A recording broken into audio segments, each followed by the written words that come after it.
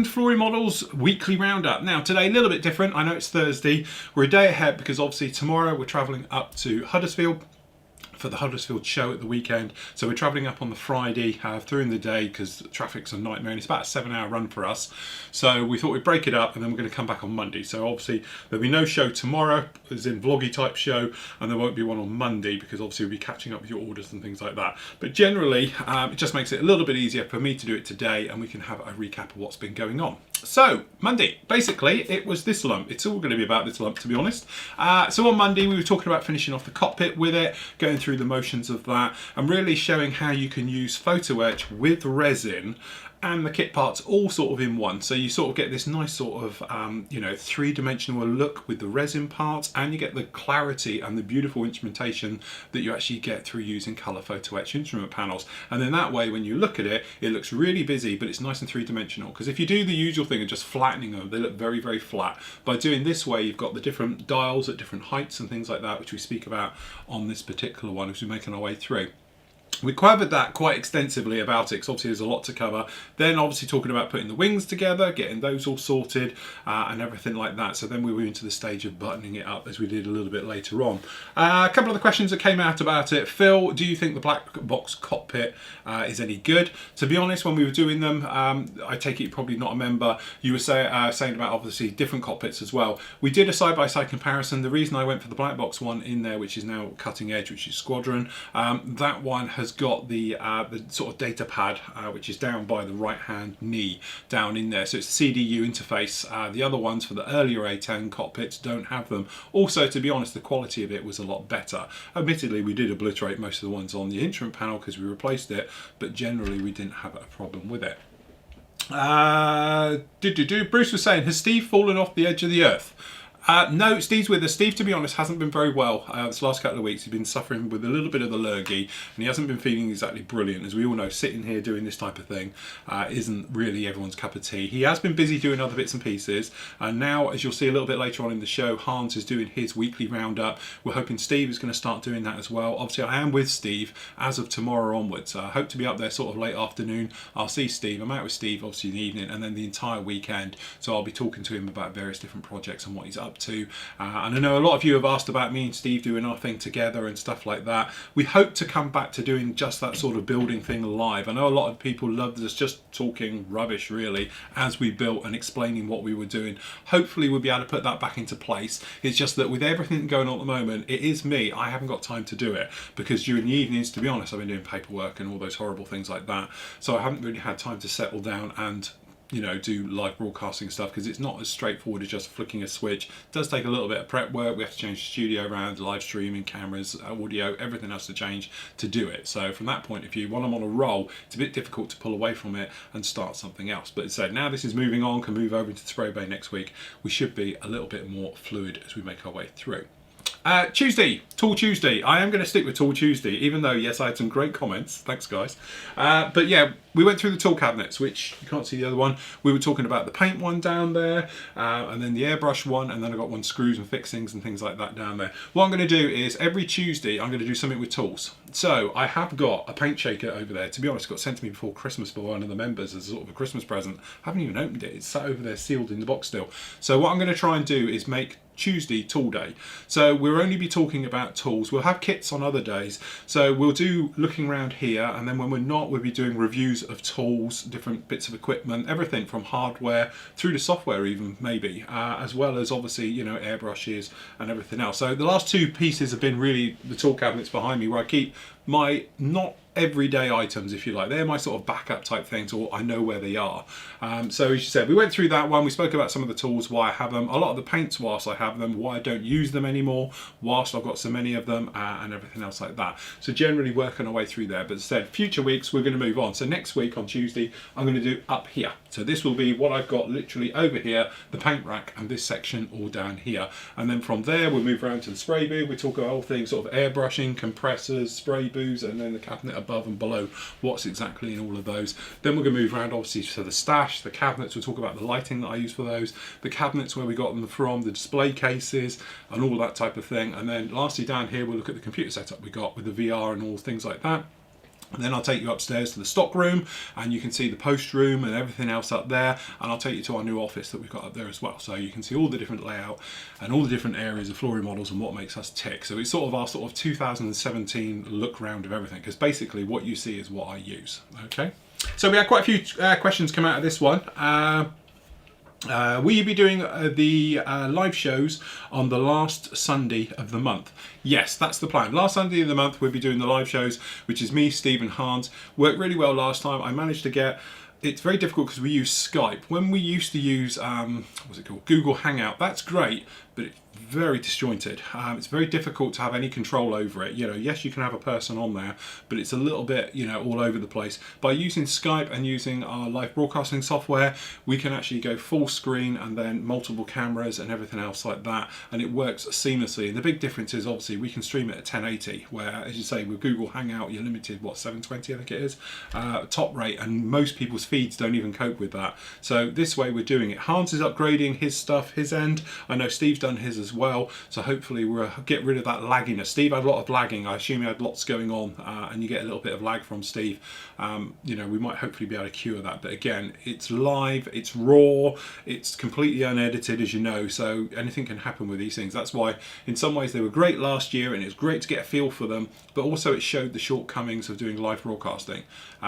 You know, so from that point of view, we made a few decisions, or I made a few decisions, not to have them so long-winded, so no more 4 or 5 hour shows. Not only that, it does take us toll, particularly on Steve, because obviously he's back and things like that, but also it's just for me being sat here for that amount of time. We are getting older, we do need toilet breaks and things like that, but yes, that will be back on there. Pete, right, Pete says, so glad I'm not the only hoarder. What do you do with your Lego spreader? This is this one. I wondered if anybody would see it, and obviously you guys did. This is a Lego spreader. I haven't built Lego for absolute years, but for Christmas I got it, and if you're on my Facebook, and I showed it here on the vlog shows, I did put up a huge, I've got a big Y-wing in Lego, and obviously this came with it, so I built it. But as you know, we are planning on working on the new sci-fi channel, which is still coming, probably not till April, but that is going to be coming down. That's going to have all those types of things in it, because obviously we're modelling here at Flory Models, but the sister company, or sister group of guys, shall we say, which are going to be in-house with us, just a slightly separate division to us, they're going to be doing things all sci-fi related, which does include obviously Lego and all sort of that type of thing. And a lot of people mention me in props, because obviously I do a bit of prop work and that.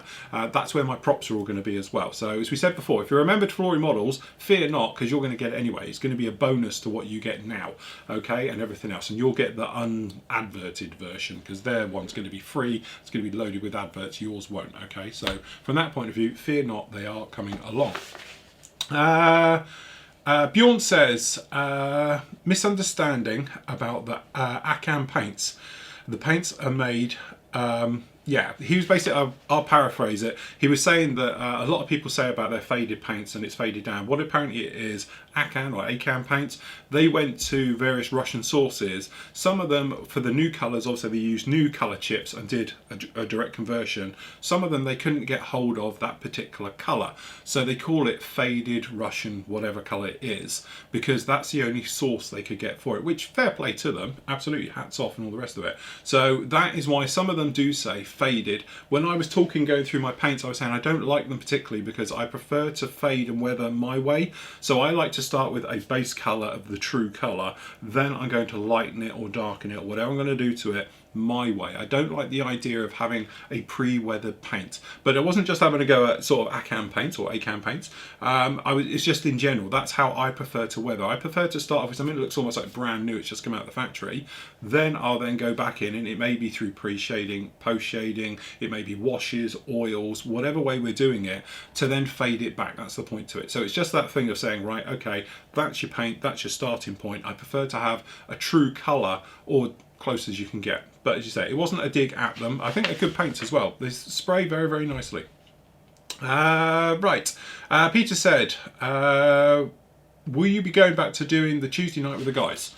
Probably. Again, to be honest, it's just been so manic especially this last couple of weeks. I spoke about it, as I say, to some of the guys and things like that. You guys are a bit more aware of it now, but we have had a thing now with VAT and this MOS system. We've had to go back a bit backdate it as well because of thresholds for the subscriptions now. You know, in the UK with the VAT, I don't want to get technical, but there's a certain level for it. Then you have to declare it. Well, before that, we've always been below, but because of UK now, we've got so many subscribers that we've gone over that threshold in the UK. Whereas before we could say, well, yeah, but it's everywhere around the world. Now it's just the UK, so we've had to go VAT registered. So that's being taken a bit of time because they have to go 12 months back and check and various things.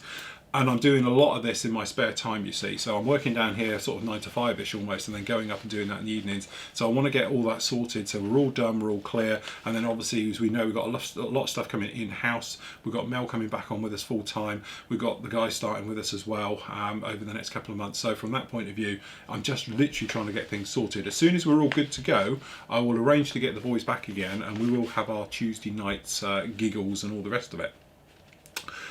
Jay says, can we see your props? No, you can't. Some of them you've seen. I have put some of them already up. The blaster, the Han Solo blaster that I made out of resin, that is up free to watch. We did it as a one-day build. I have got other props, as you say. Actually, I have one here. This one's waiting to be weathered. So, to be honest, I'll tell you how close we are to this one, because I've actually got some of the old scratch pads, as I call them, which are great because you need to sand all of this in to give it texture. So when you put the paint on it, it's got texture. So then when you weather it, it's got texture and everything else like that. But obviously, the Alien fans will know what that is. So we got that one. We've got a 3D printed version of that one. That one's an airsoft version. We have two versions of it here. And looking at the differences and stuff like that. I've also got over there, to be honest, don't ask, it will come. It's one of those things, there's just not enough hours in the day. But we have got still to come over the next couple of months. Boba Fett's blaster, we've got Chewie's crossbow. We got that one. I've got an E11 over there, and I've got various other little resin items as well. Obviously prop wise. Also, I've got some stuff with foam, I've got some stuff with rubber, you name it, I've got it. I've got all these different bits and pieces right the way through too. I don't know, you can't see it over here, but we've also got, for definite big props, some of these. So these are the kit version ones. So this is like a vac form one that you can do and everything else. And also we've got the full suit of armour that goes with it as well, which is the Anubis ones, which you guys who are obviously in that type of thing will know them very well. Love them or hate them, but I've had it there. That's what takes up half the studio. I've got the Anubis Shadow Trooper full suit of armour in my size. But it needs to be built, so that's the thing to that. Hopefully, as I say, give us a couple of months and we'll get it all sorted. James is saying, Mr. Metal Colour, it's a game changer. Again, I'm paraphrasing a bit. It is, I love that stuff. The great thing with it is if you've never used it before, it's a buffable. So you brush it on and it goes dull. And then you rub it. The great thing with the Mr. Colour one, it's hard as nails. So when you buff it, you can literally make it go like, and he was saying about chrome. Chrome is beautiful because you can buff the hell out of it and it almost goes to a mirror. Again, but a lot of the colours you find, if you just keep working at them, they will buff and buff and buff and buff, and they come out absolutely fantastic. We've used them various builds, just thinking back. Mustang, we used it in the engine. Spitfire, I used dark iron because it's black. When you buff it, it goes, well, if you keep buffing it, it will go to a high polished aluminium type of colour. But you can go anywhere in between as well, so it's really nice stuff for that. But we've used it for suspension struts, and then you just give it a rub with a cocktail stick, with a cotton bud to polish it, and they come up absolutely fantastic. So if you need things shiny, that's my sort of go-to. And the beautiful thing with those is you can airbrush them and you can hand paint them. It's not like some of them where it has to be airbrushed only, or vice versa. So, and what else we got? Easton, great vid, thank you Easton. Norman, about the needle sharpener. He was saying that when we were going through the tool chest, I've got a wad of old needles. Don't forget, that's not bad. That's like 20 years worth of needles. I don't think that's too bad. I go through a needle probably once a year. But when I was doing the courses, and it's no disrespect to the guys coming to the course, because when you're not used to using an airbrush, you can be a little bit, chuck them in the holder incorrectly and stuff like that, and you can end up bending needles and things, and that's what used to happen. So a lot of them have got bent. Most of them, to be honest, have just worn out. I am aware of those sharpening tools. What it is, it's like a, it's a sharpening stone inside a plastic shell. So you put your needle in and you can just run against it and it resharpens them and all the rest of it. I am aware of it, as I say, and I haven't got one. It may be something that I'll get in the future and have a go with because I've never tried it. But what I tend to do is when I notice spray patterns changing and things like that, I'll have a look. It's usually the nozzle, if we're honest, rather than the needle. And then normally I'll change both together. And then what happens is, as you can see over here, we have other airbrushes. It goes down the line. So for instance, my old Evo here, I don't know why it's got a slight red hue to it, but this one here has got a 0.4 needle set in it. But in theory, when I take out and change one of the others, I'll put that into here because it's probably still a good needle, but not perfect for what we need and everything else like that. So that's the sort of thing, and whilst I change it. And there we go. That gets us over to Wednesday. Wednesday? What do we do Wednesday? I don't think anyone's really posted on Wednesday because it obviously only went up last night. But Wednesday was part 4 of this guy. Okay, so basically it was trying to shoehorn in all the resin and all the bits and pieces into this particular model.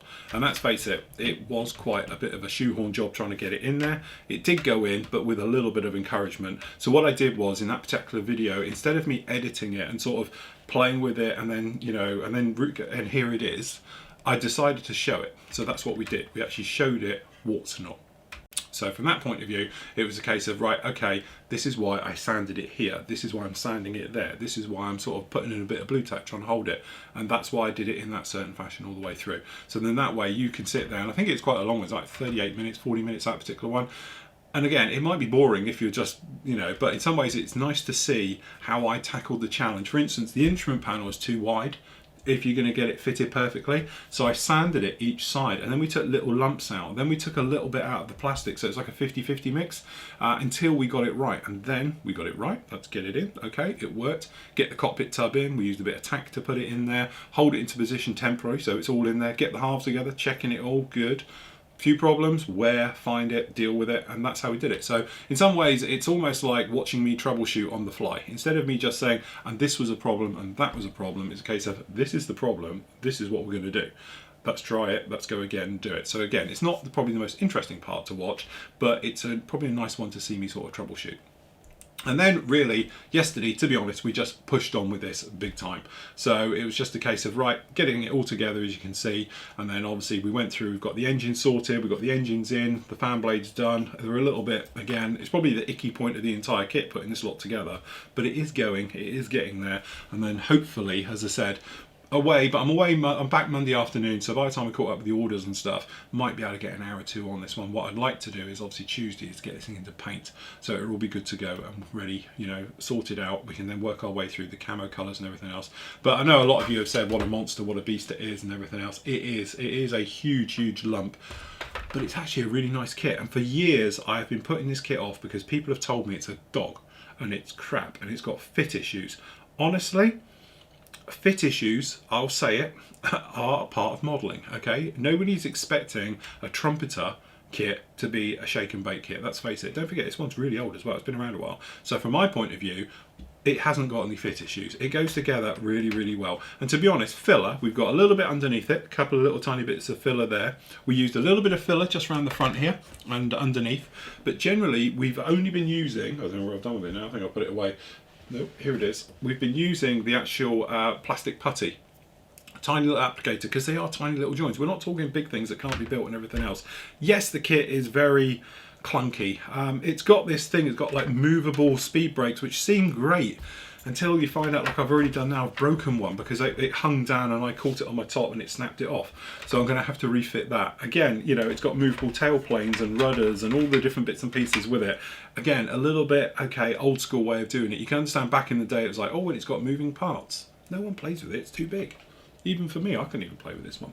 So there we go, that's about it. So that was this week. As I say, lots of fun, quite short. But anyway, to take up some of the slack for me this week, here's Hans. Well, hello there, guys. Today we're just going to take a look at these Easy Metal links that I just received today in the post. It's basically an upgrade track set for my Panzer IV that I plan to build during the I Must Be German group build. Just particularly quite interested in these particular link systems. I've seen them a couple of times advertised now. A little bit hard to get in the US, but was able to get a hold of them. and we'll just take a look at it. So it comes in this little bitty plastic pop-up package, pretty well packaged to be honest, and the metal links are in there. It's basically very similar to the Friel tracks that most people are familiar with. Got a nice foam pad just to protect the white metal casting. So let's open them up, take a look inside, see how that goes. It looks like all we get is just a little foam pad, no instructions, just a bag of links right there. So let's open these guys up. Can't be too complex. So here's all the little bitty links. Let's take a look at these guys and get you some close-ups here. Come on. There we go. Here's the guide horn and the top part. Here's the bottom track part, pad, if you will. And I will shoot some extra still shots as well and get you some really good close-ups so we can take a look at the casting. But so far it looks pretty nice. Instead of using the pins like Friel tracks use and various other manufacturers, these guys come with these little bitty guide horns, almost like fold-on tabs right here. There's two of them, fairly small, not too much to it. Let's see how easy these guys are to assemble. Let's make sure we're in focus there. So looks like all we have to do is just lay one on top of the other. There she goes. And then all we do is just fold these little tabs one at a time across it, and hopefully we get some movement right there. And I got two tracks put together. Pretty nice actually. Not too shabby. Pretty easy. Just a little tool that I have in my toolbox. It's basically a chip lifter is what they're called. But I think you can just use a little screwdriver or something like that. Just something that's pretty easy to get in there and just grab these little tabs. So let's make a couple. Let's make a run and see how fast we can assemble a track.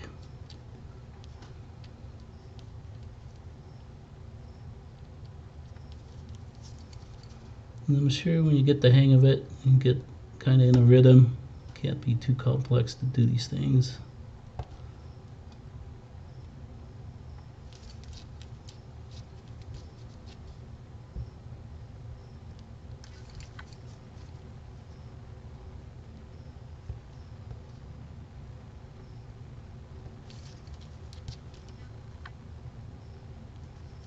There we go. And all you have to do is just kind of gently bend those little tabs around. And here we got a section of 5. And let's see if we can get some focus here. Come on. There we go.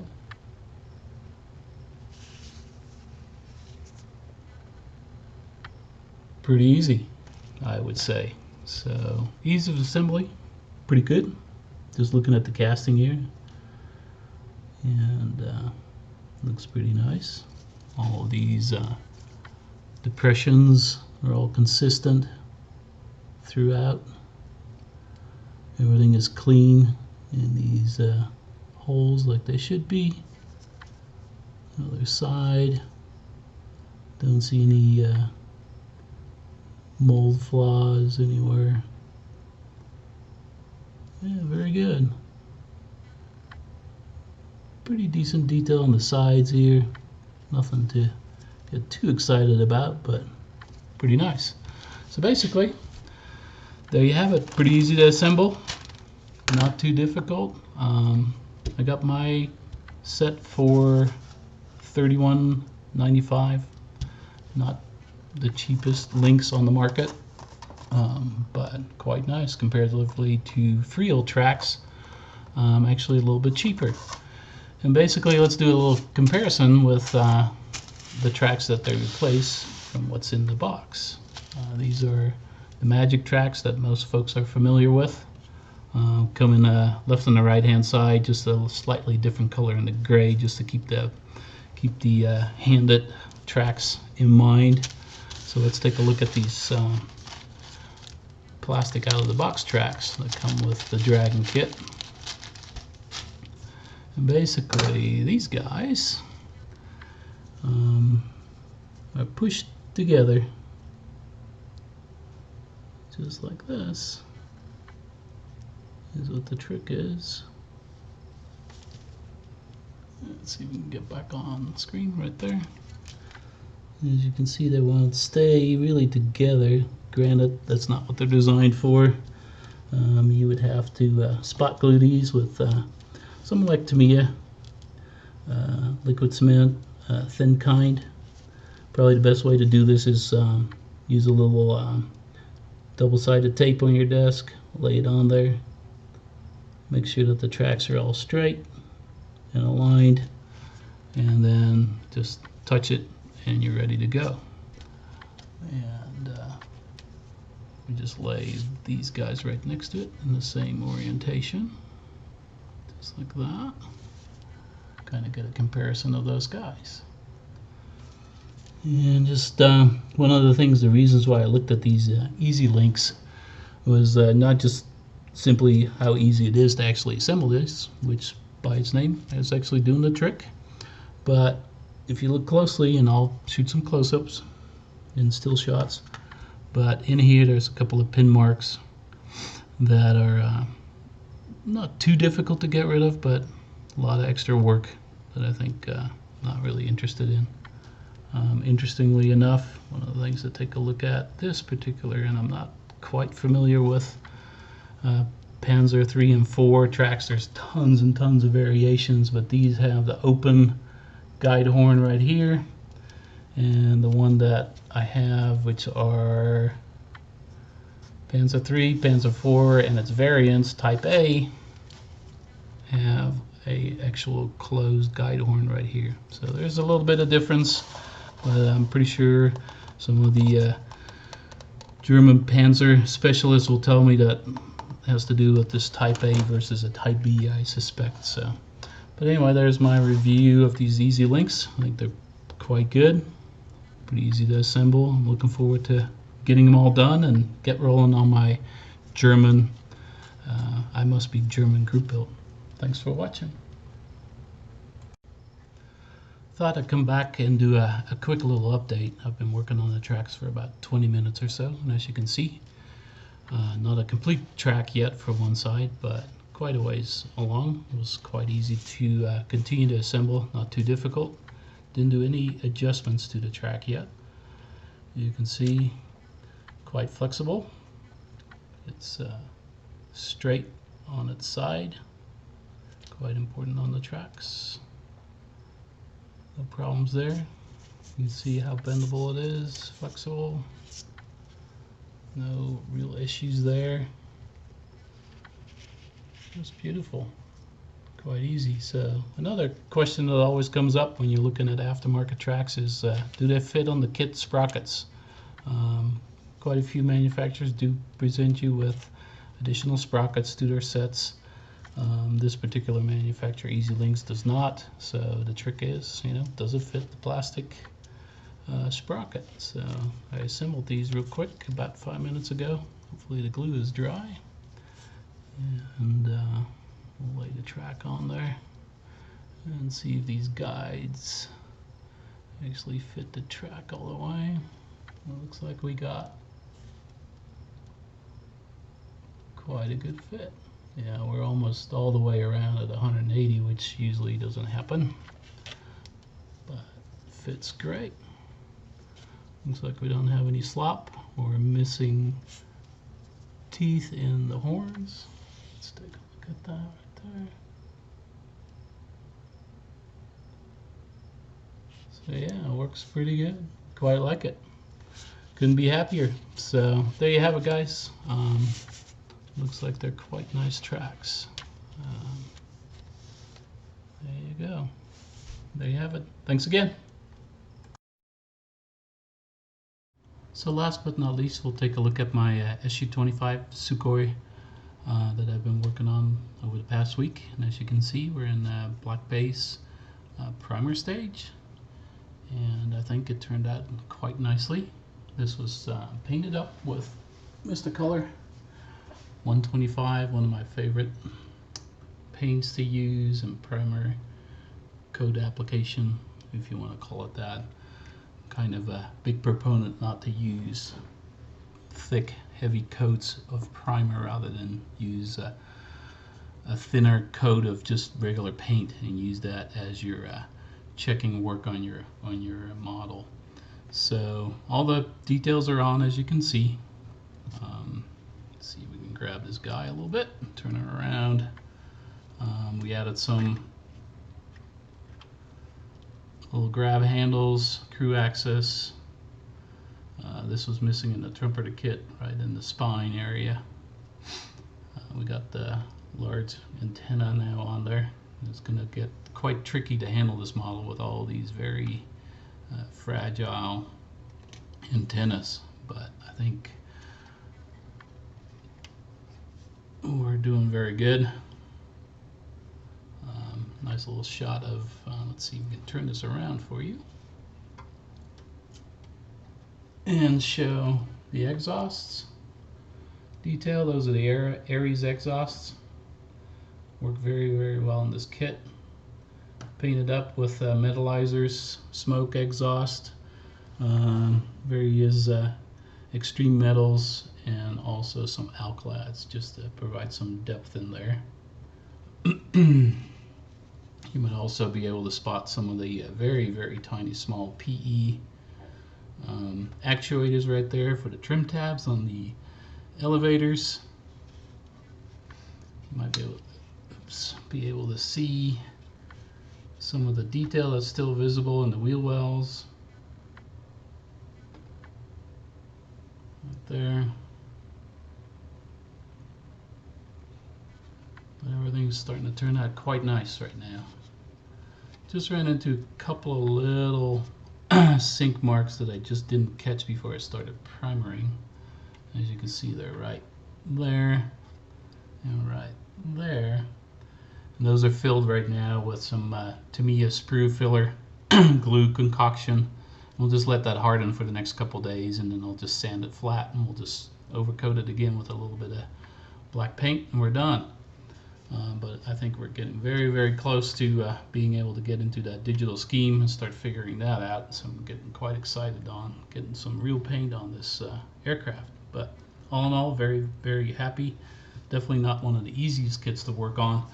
The large spine on the top join is very difficult, if at best, and then there's two very large joins right there that you got to blend in, rescribe, do a little riveting, but some patience, you'll get there.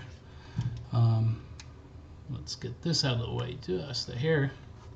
And then we did some extra detailing on the tanks. Some of you, if you're familiar with the kit, you'll recognize the fact that these tanks are actually much smaller than the tanks that are included in the kit. Those are 1,200 liter ferry tanks, and these are 800 liter combat mission capable tanks. So they were cut down. Basically it's missing a section here, and it's missing a section right here. And then we also did some weld detailing. Hopefully you can see that right there, with using some Archer resin transfers, and I think they really turned out quite nice. I'm super happy about that. Just gives a little extra touch of detail to these tanks.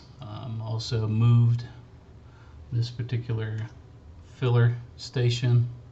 You can also see on the bottom I added some drainage tubes that are missing in the kit. Just use some reference pictures just to take a look at it and see where they were located. They might not be 100% exactly right, but provide some pretty nice detail around. So very happy about that. So that's where we're at today. with painting the model and getting it ready through the primer stage, doing seam checking, and we're in general good state. So let me put this model away a little bit and out of the way, and then I'll show you what we're heading towards. Is this particular scheme. Let's move it towards you guys. Oh, the glare and reflection, I guess. There we go. So these are coming from Foxbot out of the Ukraine, direct ordered. Just gorgeous scheme. It's about 7 gray tones throughout the aircraft, but very, very well detailed. Instructions, comes with an enormous amount of stencil data, very well researched. These guys are taking pictures at Kulbalkina Air Base in the Ukraine during their current operations right now that are undergoing even today as we speak. Very well done. So I can't wait to get going on that, and hopefully by the next update next week we'll have some paint on the Sukhoi, and you can take a look at that and see how we're doing. This does come with a stencil set, and they're vinyl, very nicely cut, and we'll go through all of that as well on how to apply those, properly adhere them to the model, and then mask them and come up with that very, very interesting digital scheme. So that's where we're at today. Thanks for watching.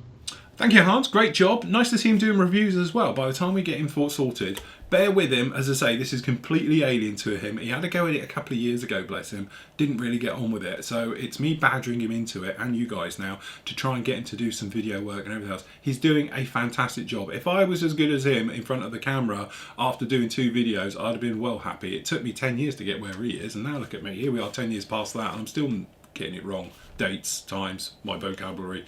But he's done an absolutely great job on that one. So it's nice to see him do a little bit of reviews, and it's great for you guys to see in the flesh, because there's nothing, yeah, we can all take photos, and we can take good photos. We can Photoshop photos, but it's nice to be able to put it in camera and just maneuver our model around. And for him pointing out things like sync marks and stuff like that, it's so much easier to do on camera than it is to be in a situation of like on a photo, because then you have to edit and you have to put an arrow and saying here's a sync mark. But hopefully you might be able to show us even how he fixes it and the things like that. But as I said, bear with him. He's doing really well at it. I'm hoping he's going to do a lot more. And as I say, if you like it, let him know, because the more people who tell him, the more he's going to have to do it. And that's absolutely fantastic. Hoping to get Steve on board as well. Steve's got all the gear.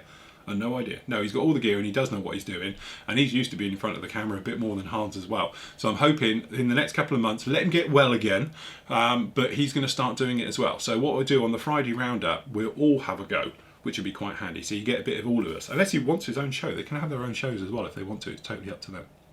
So there we go. That is about it for today. As I say, I've got lots to do next week.